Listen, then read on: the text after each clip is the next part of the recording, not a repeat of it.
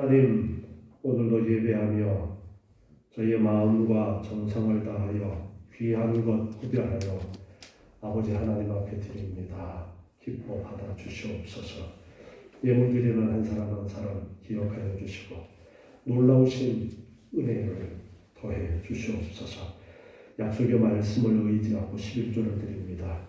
물질이 쌓을 곳이 없도록 복내려 주시옵고 황충의 해를 입지 않게 도와 주시옵소서. 감사하며 소원을 담아 귀한 예물을 드립니다.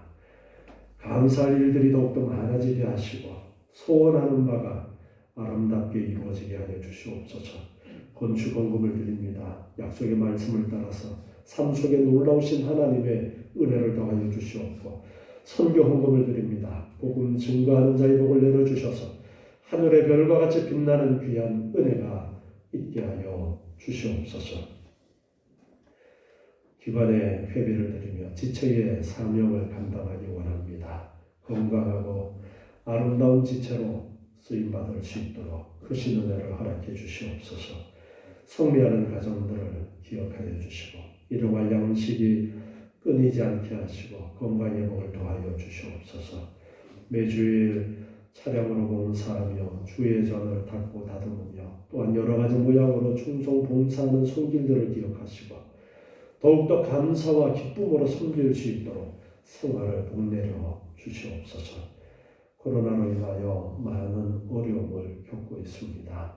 아버지 하나님, 은혜 가운데 저희들을 여기까지 인도하신 하나님, 더욱더 하나님 살아계심을 체험하는 귀한 은혜의 시간들이 되게 도와주시옵고 아버지 하나님께서 건강을 지켜주시옵고 더욱더 믿음이 굳건하여 질 수 있도록 저희의 연약한 믿음을 도와 주시옵소서.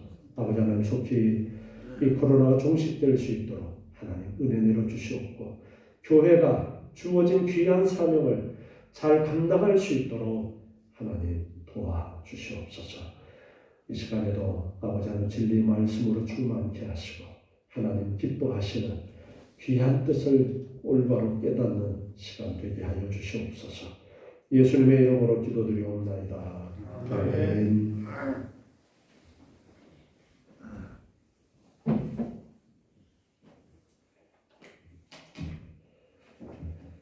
네, 우리가 지금 신명기서 말씀을 배우고 있습니다. 앞에 31장 우리 8절까지 말씀을 지난주에 배우면서 모세가 이제 유언격으로 다시 한번 신명기 전체 말씀을 정리를 하면서 당부하는 그러한 말씀이 지난주에 있었습니다. 모세는 이제 하나님께서 너는 더 이상 나아가지 못하고 요단을 건너지 못하고 여기까지가 너의 사명이다. 그렇게 하나님께서 말씀하셨기 때문에 모세는 자기의 사명이 여기까지임을 알고 자기가 감당해야 될 마지막 부분들까지 감당을 하고 정리를 하는 것이 이제 신명기 31장부터 마지막 유언격으로 뒤에 이제 주어지는 그러한 말씀입니다. 그러면서 우리는 모세가 자기의 사명이 여기까지인 것을 받아들이면서 이제 여호수아가 그 뒤를 이어서 사역할 것이라는 하나님의 말씀을 받아들이는 그 장면을 보면서 우리도 우리에게 주어진 사명이 어디까지인지는 알지 못하지만 우리에게 주어진 사명까지 잘 감당하고 열심히 하면 되어지고 그 다음의 일들은 우리가 괜히 걱정하고 고민할 일이 아니다 라는 것을 또한 우리가 생각해야 된다고 했습니다. 그 뒤의 일까지 고민을 안고 있는 것은 괜한 오지랖이에요. 왜 그러냐? 하나님께서 하시는 이 일 가운데 나는 그저 벽돌 한 장인데 내가 해야 될 일을 마쳤으면 그 다음에 벽돌은 내가 걱정할 것이 아니라 누가 하시는 거예요? 하나님께서 하시는 것이다. 그러면서 제가 자녀들에 대한 문제도 언급을 했었습니다. 자녀들의 문제도 우리가 키우고 우리가 영향을 끼칠 수 있는 범위 안에서는 우리가 권면을 하고 그들을 위해서 기도해주고 하지만 그 다음에 일들까지도 죽는 그 순간까지도 저 남학신장사는 저 녀석은 어떡하고 집신장사하는 저 녀석은 어떡하고 고민하는 것이 우리에게는 그렇게 해서는 안 된다라는 거예요. 하나님께 다 맡기고 하나님께서 그 다음 세대를 책임지시고 이끌어 가실 것이다. 그렇지만 우리가 있는 동안에는 우리의 사명을 감당해야 되는데 마지막으로 모세가 6절에서 분부한 부분을 다시 보고 오늘 말씀 부분을 배우도록 하겠습니다. 31장 6절을 보니까 너는 마음을 강하게 하고 담대히 하라. 그들을 두려워 말라. 그들 앞에서 떨지 말라. 이는 내 하나님 여호와 그가 너와 함께 행하실 것임이라. 반드시 너를 떠나지 아니하시며 버리지 아니하시리라. 아멘이십니까? 이 말씀은 모세가 지금 가나안 땅에 들어가게 될 출애굽 2세대들을 향해서 말씀하고 있지만 오늘 이 말씀은 바로 우리에게도 주시는 그 말씀입니다. 너희가 행하는 그 길에 하나님께서 여호와께서 함께 하시고 너를 떠나지 아니하시고 너를 버리지 아니하시니까 너희들은 두려워하지 마라. 이 약속의 말씀을 오늘 우리도 붙들어야 되는 거예요. 그러면서 이제 9절 오늘 본문 말씀을 보니까요. 모세가 이 율법을 써서 여호와의 언약 궤를 매는 레위 자손 제사장들과 이스라엘 모든 장로에게 주고 율법을 썼어요. 이것은 모세 오경을 모세가 기록해서 전한 것을 말씀하고 있는 것으로 우리가 이해를 해야 될 것입니다. 창세기, 출애굽기, 레위기, 민수기, 신명기 이 5권의 성경을 모세가 기록을 했다 해서 모세 오경이라고 우리가 그렇게 구분을 해서 부르는데 이 5권의 성경책을 모세가 기록을 해서 이제 전달을 하는데 언약궤를 매는 레위 자손 제사장들과 이스라엘 모든 장로들에게 주었다 했습니다. 모세는 하나님께 그 말씀을 받아서 출애굽한 이스라엘 백성들, 즉 하나님의 언약 속에 있는 백성들에게 전했습니다. 당시의 사람들은 직접 모세의 입을 통해서 하나님이 주신 율법을 생생하게 들었지만 그 후 세대들을 위해서 모세는 또한 기록을 했어요. 그리고 하나님이 계시해 주신 생생한 말씀을 오늘 우리에게까지 그 기록된 말씀을 통해서 전달되어지도록 그렇게 했습니다. 그리고 이 말씀을 제사장들과 이스라엘 모든 장로들에게 이 기록한 말씀을 맡기면서 오늘 말씀을 하고 있어요. 우리가 창세기 말씀을 보면은 여러 인물들이 나오는데 우리가 이렇게 특별히 하나님께서 중요한 인물들을 모세를 통해서 언급을 하도록 그렇게 하셨어요. 아담과 하와 다음에 중요하게 등장하는 인물이 누구예요? 아담과 하와 다음에 중요하게 등장하는 인물. 창세기 보면 중요한 큰 사건이 있었죠. 노아 홍수 사건이 있죠. 그래서 노아 홍수 사건이 있는데 노아에게 하나님께서 직접 이렇게 말씀하시는 것을 봐요. 그리고 그 다음에 중요한 인물로 등장하는 것이 아브라함이죠. 아브라함에게도 하나님께서는 직접 찾아오셔서 말씀을 나누시고 하나님께서 하실 일들을 이야기하시고 그렇게 하셨어요.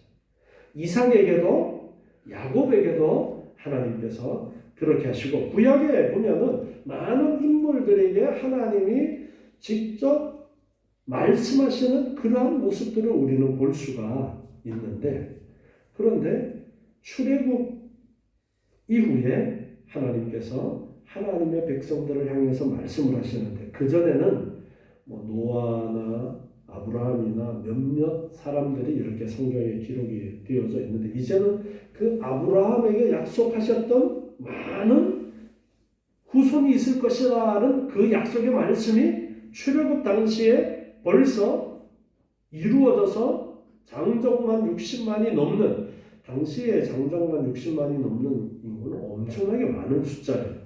그 큰 숫자가 되어서 나올 때에는 하나님께서 그 사람들에게 직접 말씀하시는 것보다는 주로 누구를 통해서 말씀을 하셨어요?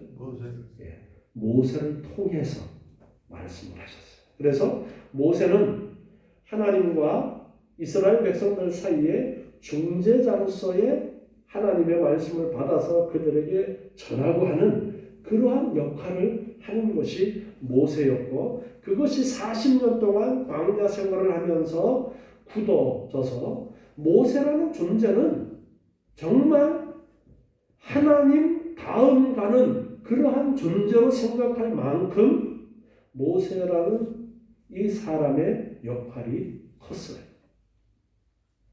하나님께서 모세를 통해서 말씀하시고, 백성들도 하나님이 직접 말씀하시는 거 감당할 수 없으니까 모세를 통해서 말씀해 주십시오.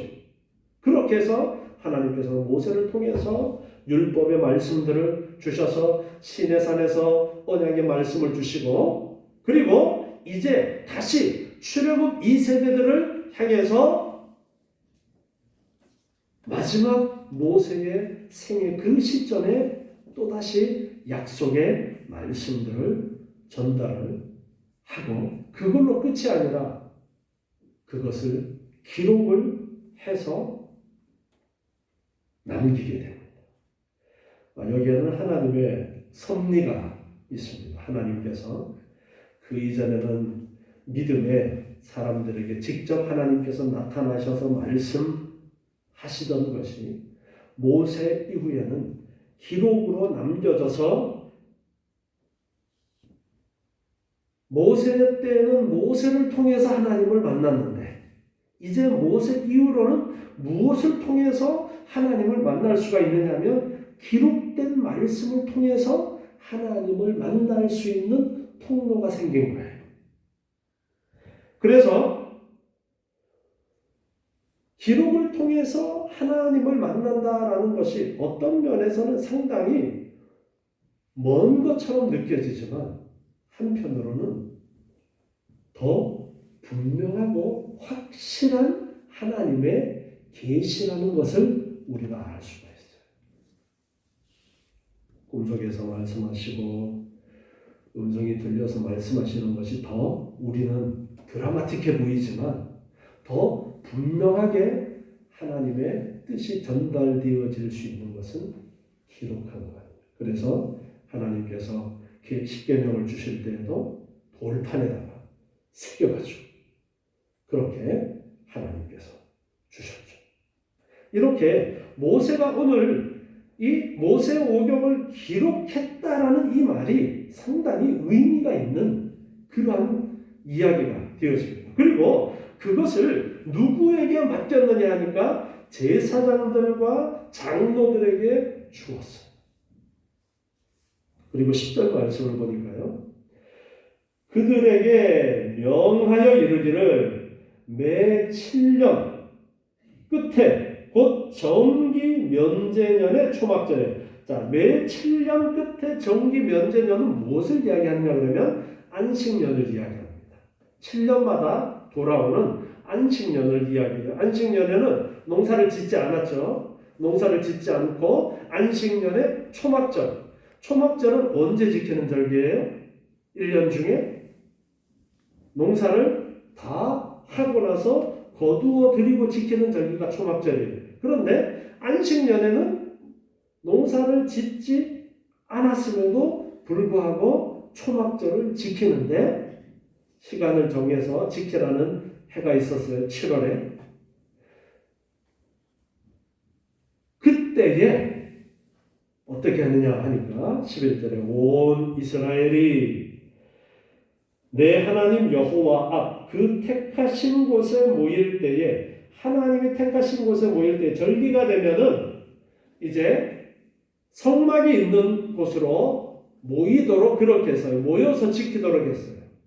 성전이 만들어진 이후는 예루살렘에 성전이 세워져서 그 예루살렘으로 모였지만 그 이전에는 성막이 있는 법궤와 하나님 앞에 제사 드리는 제단을 이제 가지고 있던 그 성막이 설치되어 있는 그곳에 모여서 절기를 지키도록 그렇게 하셨는데 그곳을 이야기하는 거예요. 그래서 여호와 앞 그 택하신 곳에 모일 때에 이 율법을 낭독하여 온 이스라엘로 듣게 하라. 7년에 한 번씩은 이 모세가 기록한 모세오경의 모든 말씀을 일주일 동안 모여서 절기로 지키는데 그 가운데 이 모세오경의 말씀을 읽어 주는 거예요. 들려주는 거예요.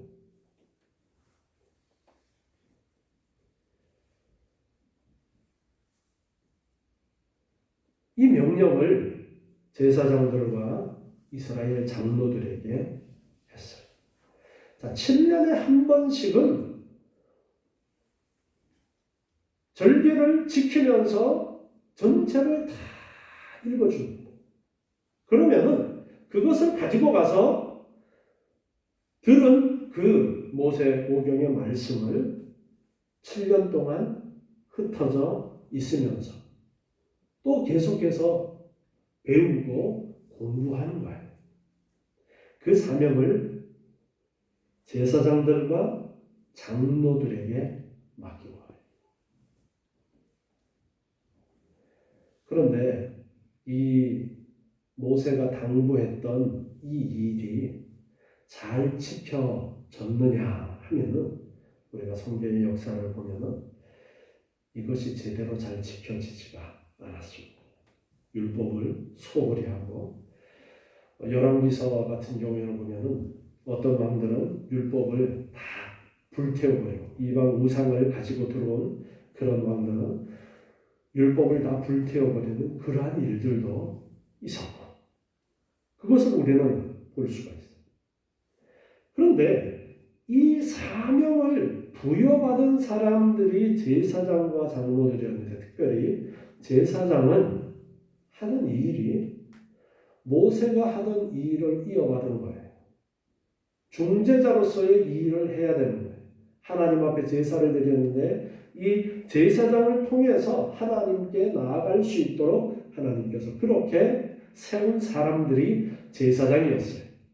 그들에게 이 말씀을 맡겼는데 이 제사장들이 그 역할을 제대로 하지 못했던 거예요.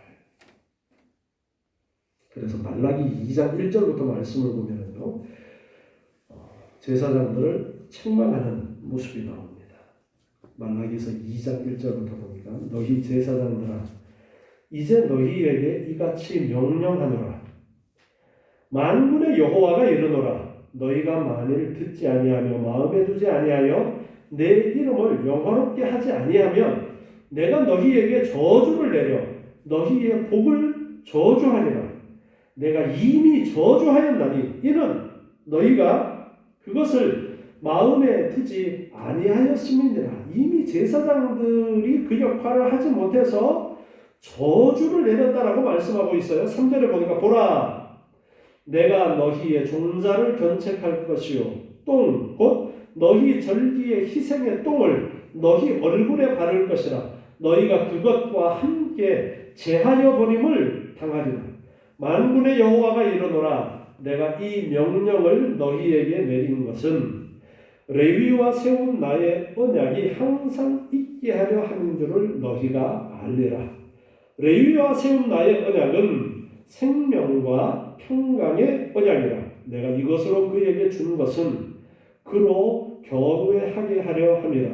그가 나를 경외하고 내 이름을 두려워하였으며 그 입에는 진리의 법이 있었고 그 입술에는 불의함이 없었으며 그가 화평과 정직한 중에서 나와 동행하며 많은 사람을 돌이켜 죄악에서 떠나게 하였느니라. 하나님께서 레위지파 제사장에게 특별히 지금 오늘 본문에서도 말씀을 맡겼던 것을 말씀하고 있는데요. 그래서 그 입에는 진리의 법이 있었다. 그렇게 말라기 선지자를 통해서 하나님께서 또한 말씀하고 있는 거예요.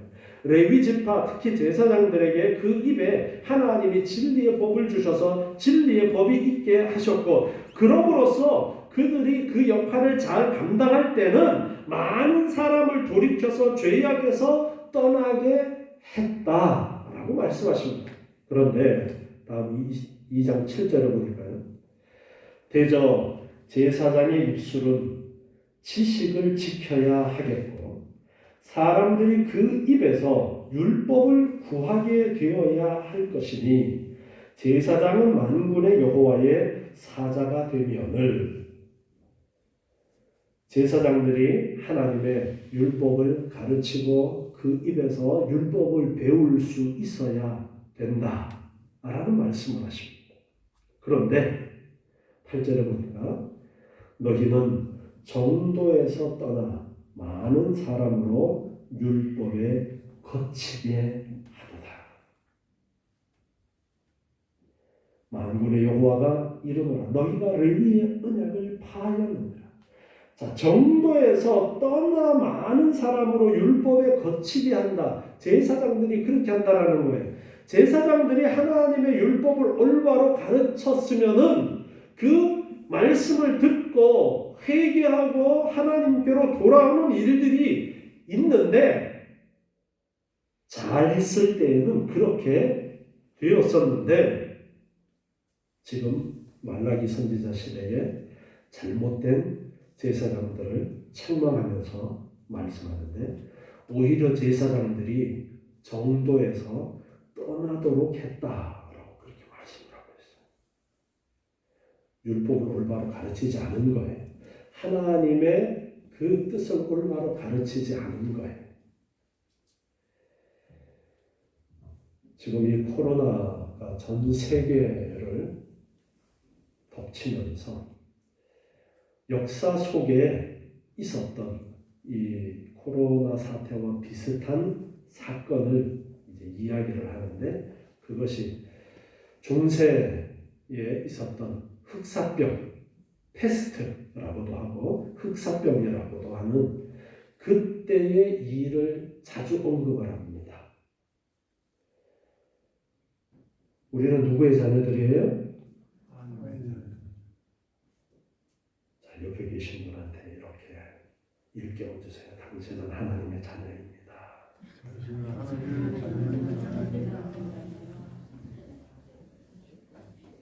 자, 우리는 하나님의 자녀이기 때문에 모든 것들을 바라보는 시각이 하나님의 자녀로서 하나님과 우리 사이에 하나님께서는 왜 이 사건을 주셨을까? 그렇게 보는 눈을 가져야 돼요. 여러분의 작은 개인사에도 여러 가지 일들이 있잖아요. 그런 일들이 있을 때 하나님은 왜 나에게 이런 일들을 주셨을까? 좋은 일들도 있고 나쁜 일들도 있고 여러 가지 일들이 있을 때에 왜 하나님께서는 나에게 이런 일들을 주셨을까? 그렇게 볼 줄 알아야 돼요. 이거 아무개 때문에 이런 일이 일어나고 먼저 아무개 이야기하면서 누구를 불평하고 원망하고 그렇게 하는 것이 일반적인 사람들이지만 우리는 하나님께서 왜 이런 일들이 있게 하신 걸까? 그걸 볼 수 있어야 되는데요. 또한 전 세계의 역사도 그 시각으로 우리가 볼 줄 알아요. 중세시대 때 흑사병이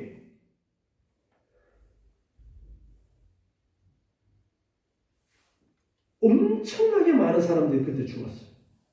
근데 그때 교회가 올바로 그 역할을 하지 못했어요. 지식도 부족했어요. 의학적인 지식이 부족했어요. 그러다 보니까 그냥 더 열심히 모여서 기도하면 하나님께서 이 병을 고쳐주실 것이다 하면서 모여서 전염성이 있는 그 병이 더 많이 번졌다라는 그런 기록들을 우리는 보게 되었죠. 간단하게 제가 그 흑사병이 번졌던 유럽의 상황을 봤더니 14세기부터 17세기까지 거의 300년 동안 이 흑사병이 유럽을 휩쓸고 있었어. 이러면서 중세의 유럽을 지배하고 있었던 사상이 뭐예요? 중세의 유럽을 지배하고 있었던 사상은 기독교 사상이에요. 로마 가톨릭이었어요. 이게 무너지는 거예요. 교회 갔는데 기도했는데 때려 죽고 신부님이 축사해주고 뭐 향도 이렇게 뿌려주고 기름도 발라주고 하면 나아야 되는데 오히려 죽고 더 빨리 죽고 의사들도 그 병의 정체를 몰랐으니까요. 당시에. 그런 가운데 교회사에 어떤 일들이 일어나게 되어지느냐면 세상적으로는 인본주의가 일어납니다. 르네상스니 계몽주의니 하는 말들이 인본주의예요. 그전에는 신본이었어요. 하나님 중심이었던 것이 유럽 사회에서 하나님도 소용없어요. 그러면서 인본주의로 바뀌어갑니다. 교회가 급속도로 쇠퇴하는 거예요. 그러면서 교회 안에서도 자성의 목소리가 나오면서 종교개혁이 일어나게 되었습니다. 지금 현재 우리 이 코로나의 상황도 우리가 하나님과 우리 사이의 시선으로 우리가 이 일을 바라보면서 전 세계적으로도 사실 지금 교회가 많은 어려움을 겪고 있지만 그 중에서도 한국 교회가 상당히 어려움을 겪고 있습니다. 세상으로부터 많은 욕을 먹고 있고 우리가 이 상황 속에서 우리 교회가 어떠해야 되는 것일까 점검해 보아야 됩니다. 말라기 시대에 그 이전부터 계속해서 제사장들에게 말씀을 맡겼는데 제사장들이 그 말씀을 올바로 가르쳤을 때는 좋았는데 올바로 가르치지 아니함으로 백성들이 하나님의 복을 떠나게 되어지고 삶이 하나님의 복을 어기니까 하나님이 저주를 내릴 것이다 라고 말씀하셨던 대로 저주가 내리게 되어졌다.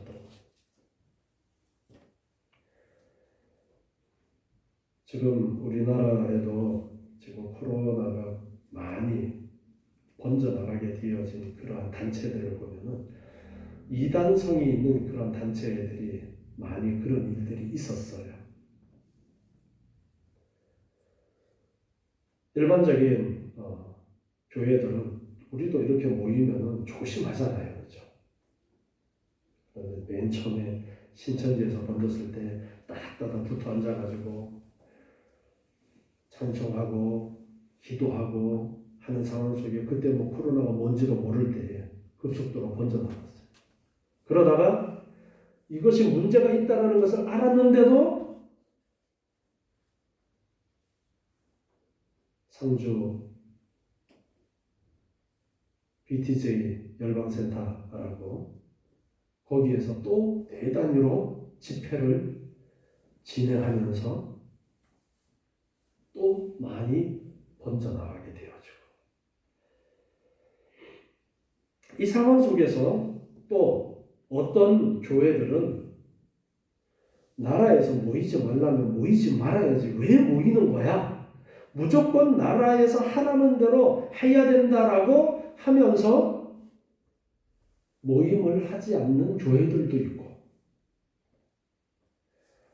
과연 어떻게 하는 것이 바른 것일까? 어떻게 하는 것이 잘하는 것일까? 이런 고민들을 우리는 하나님의 말씀을 보면서 어떻게 해야 될까 찾아가야 되는 줄 알아요. 그래서 이 시기 속에 교회가 많이 흔들어서 새롭게 되어지는 그러한 계기가 되어질 수도 있습니다. 이 코로나 때문에. 그래서 우리는 항상 하나님의 말씀에 견주어서 어떻게 하는 것이 잘하는 것일까. 그래서 저는 계속해서 고민하면서 나라에서 하라고 한다고 해서 무조건 따라가는 것은 그건 아니에요. 그랬다면은 일제시대 때도 예배 드리지 말라고 교회 문 닫으라 그러면 다 문 닫고 했어야 잘했던 거예요. 근데 그거는 아니라고 하면서 지금 정부에서 하라는 대로는 무조건 따라야 된다. 지금 다른 사람들은 일상적인 생활하면 사실 그렇게 큰 제약받지 않습니다. 그런데 교회는 안 나와요. 교회는 못 모이게 합니다.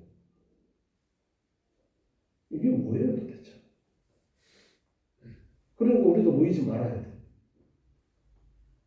전염성이 있다는 걸 알면 우리가 일상생활에도 이만큼은 하는데 우리가 예배를 소홀히 하는 것은 그것은 아니지 않은가? 우리는 이렇게 판단해야 되지 않겠습니까? 우리가 예배가 얼만큼 중요한 것인가를 우리의 다른 생활과 비교해 보면서 그렇다면 아니 돈 벌러는 가는데 예배 드리려면 모이지 않는다. 그건 아니지 않는가. 면역력이 약하거나 건강에 좀 문제가 있으신 분들은 다른 사람들과 격리해서 있는 것이 필요하기 때문에 많은 사람이 모이는 곳에 오지 않고 조심하는 그런 필요성은 있습니다. 그렇지만 다른 일상생활은 다 하면서 예배드리려면 거기 조심해야지. 지금 교회 가면 코로나 없는다고 난리인데 여러분 실제로 한번 분석해 보세요. 교회 안에서 정상적으로 마스크 끼고 이렇게 거리 두고 앉아서 예배 드리는 교회에서 전염된 케이스는 없는 거나 마찬가지예요. 다 보면 교회 관련이에요. 교회 관련이 뭐냐? 일상생활 하던 성도가 코로나가 걸렸어. 그런데 그 사람이 예배 드리러 갔네? 그러면은 그 교회 그날 모였던 사람들 다 검사를 해요. 그러면은 예배를 통해서 전염이 된 것이 교회에서 전염된 것이 되어야 되는데 다른 곳에서 전염된 사람도 교인이는 전부 다 교회 발. 그리고 거기에 또 가지를 걸어서 검사를 하고 그러면은 안 걸릴 수가 없는 거예요. 그렇기 때문에 이런 상황을 우리가 올바로 알고 어떻게 우리의 믿음을 지켜나가야 될 것인가 우리 고민을 해야 됩니다. 일부 교회들은 교회에 잘못된 점도 있습니다. 목사 입장이기 때문에 목사님들이 하는 것들을 보면서 그런 부분을 잘 알잖아요. 소수가 모이는 특히나 그런 교회들 같은 경우에는 그냥 마스크 벗고 모이는 게 예사고 아직까지 그냥 아직도 식사하는 교회들이 있대요. 글쎄 조심해라고 그렇게 이야기하는데 그 부분은 그래도 우리가 예배를 드리기 위해서 그만큼은 조심을 해야 되지 않을까 저는 그렇게 생각하는데도 그냥 몇 안 모이는데 확대하면서 아직도 식사를 하는 데도 있더라고요. 다행히 아직까지는 거기는 코로나 환자가 안 나와서 다행스러운데 그런 경우도 있어요. 조심해야 될 건 조심해야 되는데 목사님들이 그러니까 그런 부분들에 대해서도 더 세밀하게 고민해 보아야 되는데 그렇지 못한 부분들이 있어요. 자, 말씀을 제사장에게 맡겼어요. 제사장이 말씀을 바로 가르쳐야 되는데 여러분 예수 믿는 사람은 코로나 안 걸립니다. 요 부분만 딱 까가지고 오시온 목사는 예수 믿는 사람은 코로나 안 걸린다 그렇게 나가면 안 되는데 그렇게 말하면서 괜찮다고 하는 그런 교회들도 있어요. 그러니까 그런 교회들 때문에 또 교회가 욕을 먹고 그렇게 되어집니다. 이런 상황 속에서 우리가 바로 서야 됩니다. 자, 12절에 계속해서 오늘 본문 12절 보니까 곧 백성의 남녀와 유치와 내 성 안에 우거하는 타국인을 모으고 그들로 듣고 배우고 내 하나님 여호와를 경외하며 이 율법의 모든 말씀을 지켜 행하게 하고 또 너희가 요단을 건너가서 얻을 땅에 거할 동안에 이 말씀을 알지 못하는 그들의 자녀로 듣고 내 하나님 여호와 경외하기를 배우게 할지니라. 아멘. 자, 최소한 7년에 한 번씩은 전 국가적으로 모여서 모세오경을 쭉 읽어 주는 것, 이거는 7년에 한 번씩은 반드시 하는 것이고, 그리고 평상시에도 말씀을 부지런히 가르쳐야 돼요. 그래서 여기에 남녀, 유치, 타국인 가릴 것 없이 모두 다 불러 모아서 하나님을 경외할 수 있도록 율법을 가르쳐라. 그렇게 지금 권면하고 계시는 거예요. 그래서 나중에 이 말씀을 알지 못하는 그들도, 그 자녀들도, 그 후손들도 듣고 여호와 경외하기를 배워야 된다라고 말씀을 하고 있습니다. 신명기 앞에 6장에서도 5절부터 보면 너는 마음을 다하고 성품을 다하고 힘을 다하여 내 하나님 여호와를 사랑하라 라고 쇠마에 대한 말씀을 하시면서 부지런히 자녀들에게 가르치고 손목에 매어 기울을 삼고 이마에 붙여서 표를 삼고 문설주와 바깥 문에도 기록하고 그렇게 자주자주 하나님의 말씀을 접할 수 있도록 하라라고 그렇게 말씀을 하셨습니다. 잠언 22장 6절에도 보면은요, 잠언 22장 6절에 마땅히 행할 길을 아이에게 가르치라. 그리하면 늙어도 그것을 떠나지 아니하리라. 자녀들에게 부지런히 말씀을 가르치라는 거예요. 여러분, 제가 주일학교에 대해서 언급하면서 주일학교가 생겨난 것이 오히려 교회에 역효과를 일으킨 부분도 있다라는 말씀을 드렸었죠. 기억하시는지 모르겠어요. 주일학교가 생겨나면서 아이들 교육은 주일학교에서 하는 거야. 던져버리 문제가 생긴 거예요. 자녀 교육은 누가 하는 거예요? 부모가 하는 거예요. 여러분, 자녀들 신앙교육은 부모가 하는 겁니다. 우리가 이렇게 아이들까지 같이 예배를 드리는 것에 대해서 되게 거부감을 느끼는 그런 사람들이 있습니다. 우리 교회 오랫동안 있으신 분들은 그런 걸 이제 모르시는데, 다른 교회에 있다가 처음 오고 나는 사람들은 같이 예배 드리는 것을 되게 힘들어요. 아이들도 처음에는 힘들어합니다. 아이들이 다 그렇죠. 처음에 적응하는데 시간이 걸려요. 그런데 원래부터 교회는 아이들이 같이 와서 부모님 손잡고 와서 예배 드리면서 배우고 듣고, 아이들 다 이해 못하잖아요. 그렇죠? 그러면 또 부모님이 집에 가서 아이들한테 가르쳐주고 설명해주고, 아이들이 1%도 이해를 못할 수도 있어요. 그런데 그것이 시간이 지나면서 서당계 3년이면 뭘 한다고요?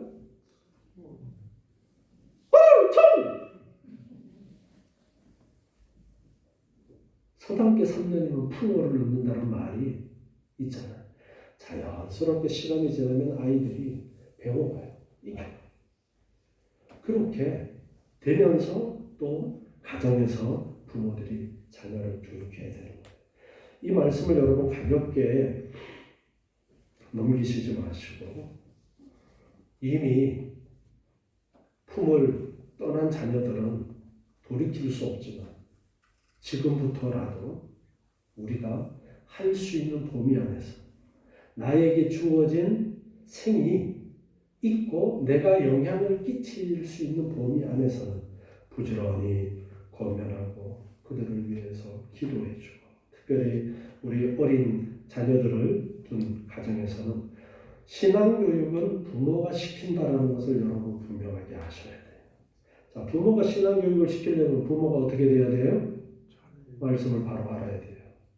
왜 모세가 이 말씀을 제사장들에게, 장로들에게 맡겼느냐?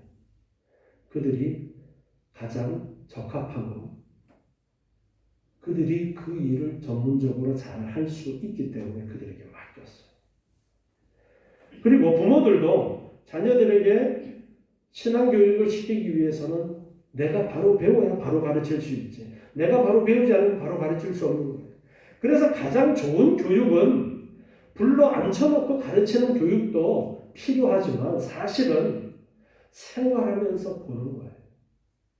엄마 아빠가 주일 되면은 열심히 준비해서 예배드리러 가는 그 모습을 보면서 큰 아이들은 자연스럽게 나도 그렇게 하는 거예요. 헌금을 정성껏 준비해서 헌금하는 그 모습을 자녀들이 보면서 배우는 거예요. 또 엄마 아빠가 11조라는 것을 해. 엄마 11조가 뭐야? 아빠 11조가 뭐야? 그러면서 11조 생활을 자연스럽게 배웁니다. 제가 그래서 절기헌금이나 할 때에 어린 아이들이 있으면은 그 아이들 이름으로 자기 손으로 헌금할 수 있도록 교육하는 것이 필요하다라고 말씀을 드린 것도 그렇게 내가 직접 해보고 참여하고 또 보고 하면서 배우는 거예요. 그런데 엄마 아빠가 주일날 되면은 예배 드리는 것이 가장 소중히 하지 않고 예사로 그냥 야, 오늘은 어디 일 있으니까 예배 드리러 가지 말고 가야 돼. 그런 식으로 하면 자녀들도 그런 거 아니에요. 예배는 두 번째, 세 번째구나. 다른 일이 더 중요한 거구나. 자연스럽게 그렇게 배우는 거예요. 그래서 부지런히 이 말씀을 잊어버리지 않도록 하나님 경외하기를 배우도록 가르쳐야 된다는 말씀을 하고 있습니다. 디모데전서 3장 15절부터 말씀해서 보면은요.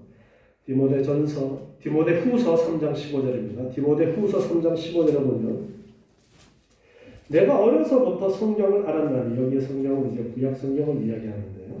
성경은 능히 너로 하여금 그리스도 예수 안에 있는 믿음으로 말미암아 구원에 이르는 지혜가 있게 하느니라. 모든 성경은 하나님의 감동으로 된 것으로 교훈과 책망과 바르게 함과 의로 교육하기에 유익하니 이는 하나님의 사람으로 온전케 하며 모든 선한 일을 행하기에 온전케 하려 함이니라.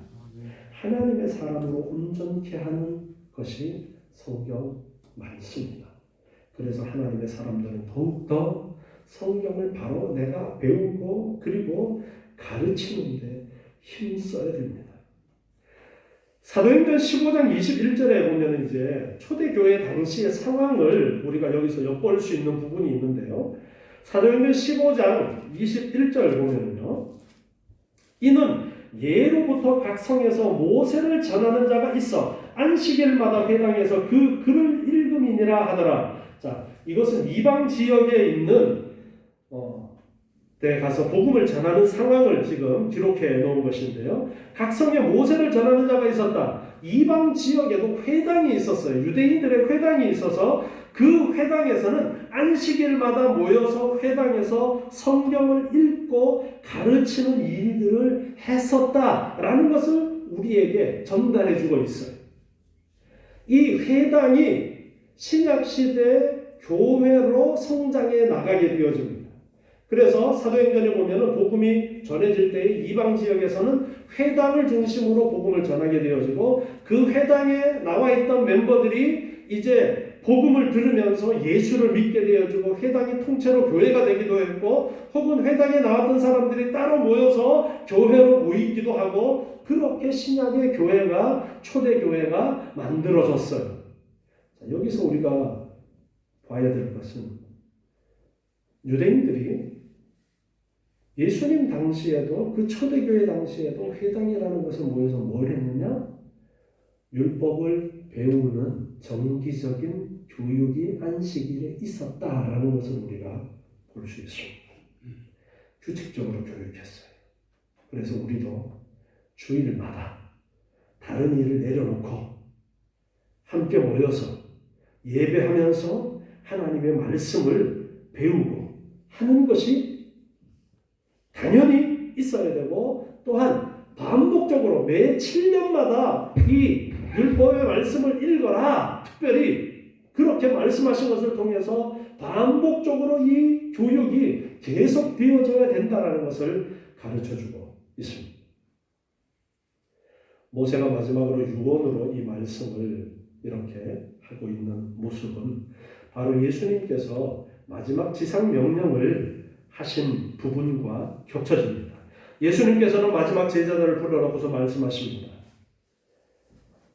너희는 땅끝까지 이르러 증인이 되어라.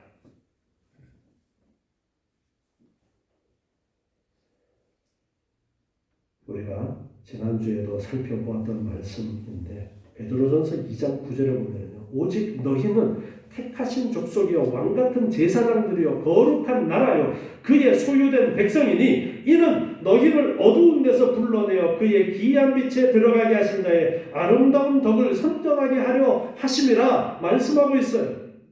우리는 왕같은 제사장들이다 라고 말씀하고 있습니다. 옆에 계신 분한테 이야기해 주세요. 당신은 제사장입니다. 당신은 제사장입니다. 자, 오늘 말씀을 누구에게 모세가 맡긴다고 했어요? 제사장들에게 맡긴다고 했어요. 신약시대에 우리가 제사장들이에요. 우리가 먼저 복음을 받았어요. 예수님께서도 먼저 복음을 받은 사도들을 세워서 말씀하십니다. 땅 끝까지 이르러 증인이 되라고 말씀하십니다. 그 사명이 이제 누구에게 있는 거예요? 우리에게 그 사명이 있습니다. 우리가 이제 이 복음을 들고 나아가야 됩니다.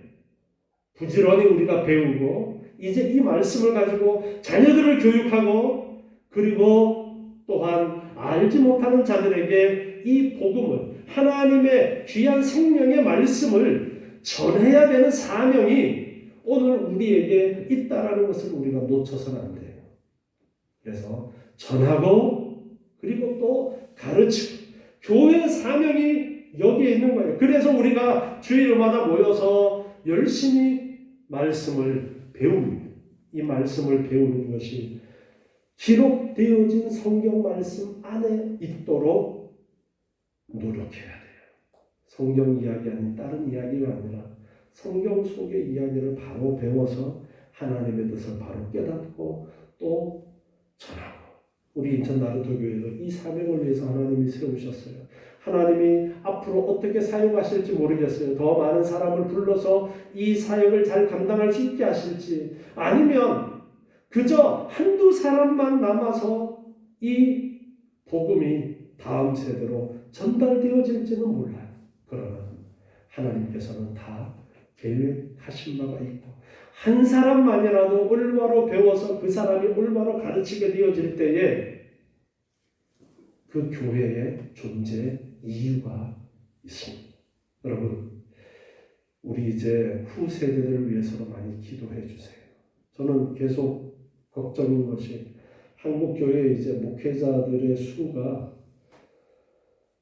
나 신학 공부하고 목회자 되겠다라는 사람이 급속도로 줄어들어서 이제는 너무 사람들이 없습니다. 우리 성도들, 자녀들 중에 목회하겠다라는 그러한 사람들이 나왔으면 참 좋겠는데, 저는 기도는 하고 있는데 우리 함께 기도해 주시고, 그래서 한 사람이라도 올바로 자라서 하나님의 말씀을 바로 가르치고 전하는 그러한 일꾼들이 세워지고, 그 한 사람으로 통해서 하나님께서 또 놀라운 일들을 이루시고, 그런 일들을 하나님께서는 이루실 것입니다. 그러나 우리가 있는 동안 우리가 감당해야 될 일을 잊지 마시고 부지런히 자녀들에게도 가르치고 이웃에게도 복음을 전하는 제사장의 사명을 온전히 감당하시는 저와 여러분 되시기 바랍니다. 기도하겠습니다. 하나님 감사합니다. 오늘 주시는 말씀을 기억하면서 이 신약 시대에 제사장으로 부름받은 저희들, 먼저 저희를 불러 복음을 증거하라는 귀한 사명을 주셨는데 이 사명을 온전히 감당하는 저희를 되게 도와 주시옵소서. 교회가 이 사명을 온전히 감당하게 도와 주시옵소서. 부지런히 말씀을 전하고 또한 가르치는데 자녀들에게도 바로 말씀을 가르쳐서 하나님의 사람으로 잘 자라날 수 있도록 하나님 도와 주시옵소서. 아버지 하나님 저에게 주신 이 귀한 사명을 감사와 기쁨으로 잘 감당하고 우리에게 맡겨준 생이 끝날 때에 아버지 하나님 감사와 찬양으로 주님께 나아갈 수 있는 복된 저희의 삶이 될 수 있도록 주님 은혜로 인도해 주시옵소서. 예수님의 이름으로 기도드리옵나이다. 아멘.